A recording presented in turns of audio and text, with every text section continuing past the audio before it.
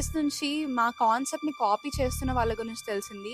But ఒకటే ఒక question అనిపిస్తుంది, is it really that easy to copy someone's hard work? Build చేయడానికి పడిన కష్టం, దీని వెనకాల ఉన్న హార్డ్ వర్క్ ఎంత ఉందో వాళ్ళకి ఏమైనా అర్థం అవుతుందా? కష్టపడి బిల్డ్ చేసిన నా డ్రీమ్ ని, నా ఐడెంటిటీని వేరే దగ్గర చూస్తుంటే చాలా చాలా చాలా బాధేస్తుంది. ఒక కలర్ ని కాపీ చేయొచ్చేమో, ఫ్లాస్ ని కాపీ చేయొచ్చేమో, థీమ్ ని కాపీ చేయొచ్చేమో, బట్ లావీ అండ్ రోజ్ కెఫేని లావీ అండ్ రోజ్ కెఫేగా తయారు చేయడానికి పడిన కష్టం, మా డ్రీమ్స్, మా హార్డ్ వర్క్, మా వాల్యూస్ ని కాపీ చేయలేదు. మనం కష్టపడి క్రియేట్ చేసిన దానికి వాల్యూ ఉండాలి అని, ప్రొటెక్షన్ ఉండాలి అని, we also have trademark for Lavi and Rose Cafe, and also మేము డిజైన్ చేసిన ప్రతి ఒక్క దానికి కాపీ రైట్స్ ఎప్పుడో తీసుకున్నాము. అండ్ మా డిజైన్ ని ఇన్స్పిరేషన్ గా తీసుకొని స్టార్ట్ చేయాలని ఉన్న వాళ్ళందరికీ మేము ఫ్రాంచైజెస్ కూడా ఓపెన్ చేసాము. సో మా అఫీషియల్ ఫ్రాంచైజ్ కి రిక్వెస్ట్ చేయండి, we will definitely get in touch. మమ్మల్ని ఇంతగా ఆదరిస్తున్న వాళ్ళందరికీ, సపోర్ట్ చేస్తున్న వాళ్ళందరికీ థ్యాంక్ యూ సో మచ్.